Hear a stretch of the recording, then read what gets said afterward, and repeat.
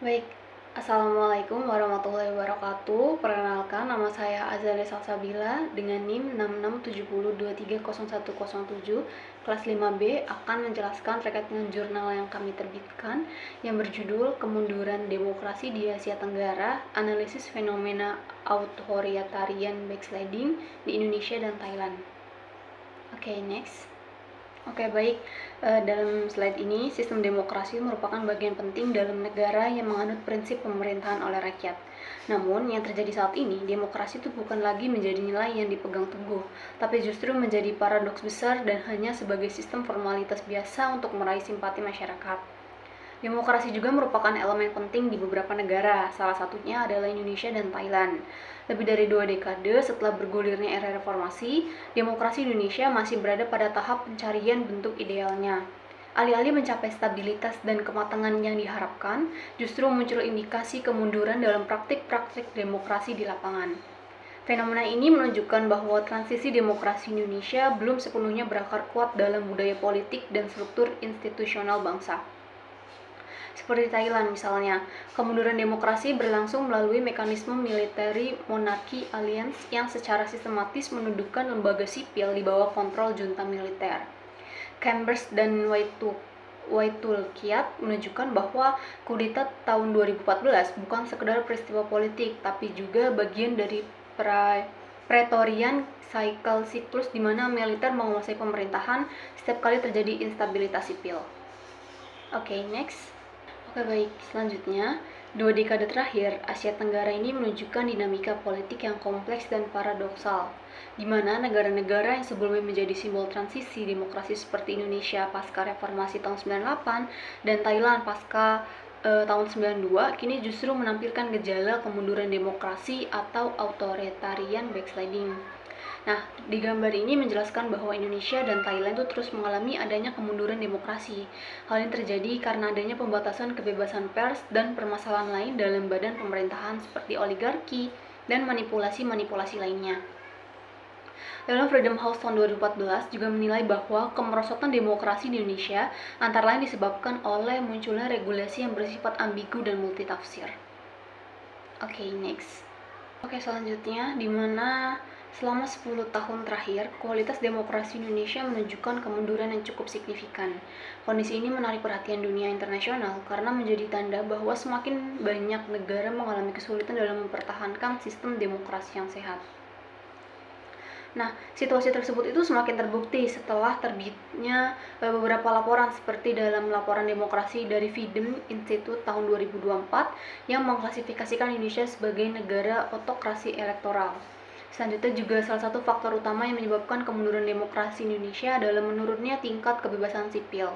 Penurunan tersebut juga terlihat dari laporan Freedom House yang menunjukkan bahwa sejak tahun 2013, status kebebasan di Indonesia itu turun dari kategori bebas atau free menjadi bebas sebagian atau partly free, di mana laporan Freedom House tahun 2014 juga menyebutkan kalau salah satu penyebab utama kemunduran demokrasi ini adalah munculnya berbagai regulasi yang bersifat kabur dan dapat ditafsirkan ganda yang sering disebut sebagai pasal karet. Selanjutnya dalam tabel ini bisa dilihat kalau berdasarkan tabel di atas ini menyebutkan bahwa demokrasi ini di Indonesia itu saat ini cenderung mengalami penurunan dan yang paling signifikan adalah pada tahun 2019 sampai 2020. Hal ini banyak terjadi karena pemerintah mulai tidak melibatkan masyarakat dalam proses pemerintahan seperti dalam proses pembuatan kebijakan dan pengambilan keputusan. Oke, baik, next. Oke, baik, selanjutnya. Selain itu, lahirnya kebijakan Undang-Undang Informasi dan juga Transaksi Elektronik atau Undang-Undang ITE menjadi salah satu indikator nyata kemunduran demokrasi Indonesia. Seperti beberapa pasal dalam undang-undang tersebut dinilai sebagai pasal karet karena memiliki tafsir yang tidak jelas dan berpotensi digunakan secara sewenang-wenang. Kondisi ini juga menimbulkan kekhawatiran serius terhadap masa depan kebebasan sipil, khususnya kebebasan pers dan kebebasan berpendapat di ruang publik. Nah, bukan hanya itu saja, kebijakan lain yang mendukung pelemahan demokrasi juga dilakukan secara legal. Salah satunya adalah pelemahan sistem peradilan yang kasusnya viral pada tahun 2023, yaitu kasus mengenai nepotisme dan juga dominasi kekuasaan yang menjadi trending topik berita di Indonesia, yaitu kasus Gibran yang dicanangkan menjadi cawapres. Nah, permasalahan ini tuh sangat menggambarkan terjadinya kemunduran demokrasi atau authoritarian backsliding yang dikemukakan oleh Bermeo, di mana di Indonesia sendiri jenis kemunduran demokrasinya adalah eksekutif agredisme. Kemunduran demokrasi jenis ini ditandai dengan penguatan kekuasaan eksekutif dengan melemahkan lembaga-lembaga pengawasan melalui mekanisme hukum yang sah dan juga legal. Selain itu juga jenis kemunduran demokrasi di Indonesia juga berjenis strategic manipulasi of election, di mana kemunduran demokrasi ini tidak terlihat secara langsung karena melalui manipulasi elemen penting demokrasi, yaitu adalah pemilu.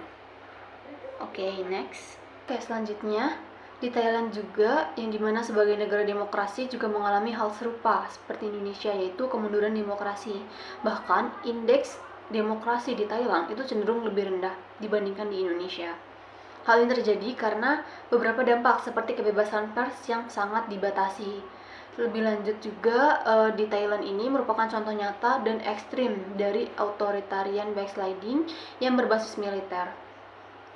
Sejak kudeta tahun 2014, junta militer Thailand ini berhasil membangun sistem politik yang tampak demokratis tetapi secara struktural dikontrol oleh militer. Konstitusi tahun 2017 yang disusun di bawah kendali junta memungkinkan 250 anggota senat ditunjuk langsung oleh militer, memberikan mereka hak veto dalam pemilihan perdana menteri dan pembuatan undang-undang. Fakta ini juga kemudian didukung oleh data yang dikemukakan oleh The Economic Intelligence Unit atau EIU yang menjelaskan bahwa Thailand mengalami cacat demokrasi yang sangat signifikan akibat dari tindakan-tindakan militer yang mencederai demokrasi. Salah satunya adalah kontrol militer dalam semua bidang pemerintahan. Nah, meskipun Thailand ini mengadakan pemilihan umum tahun 2023, proses politiknya juga dianggap tidak sepenuhnya bebas dan adil karena intervensi lembaga non-demokratis seperti Mahkamah Konstitusi dan Senat yang ditunjuk oleh militer.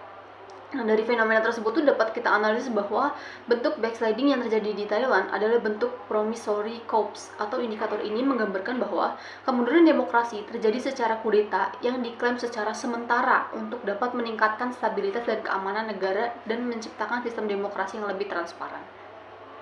Oke, next. Oke, baik, kesimpulannya adalah bahwa kedua negara ini sama-sama mengalami adanya kemunduran demokrasi dari dalam sistem demokrasi itu sendiri melalui cara yang legal dan sah. Keadaan atau kondisi kemunduran ini tentunya membawa kekhawatiran masyarakat dan juga mengakibatkan banyak sekali dampak negatif seperti adanya pembatasan partisipasi. Sistem demokrasi juga merupakan bagian penting dalam negara yang menganut prinsip pemerintahan oleh rakyat. Namun yang terjadi saat ini, demokrasi bukan lagi menjadi nilai yang dipegang teguh, tapi justru menjadi paradoks besar dan hanya sebagai sistem formalitas biasa untuk meraih simpati masyarakat. Oke, baik, terima kasih. Sekian dari saya, kurang lebihnya mohon maaf. Wassalamualaikum warahmatullahi wabarakatuh.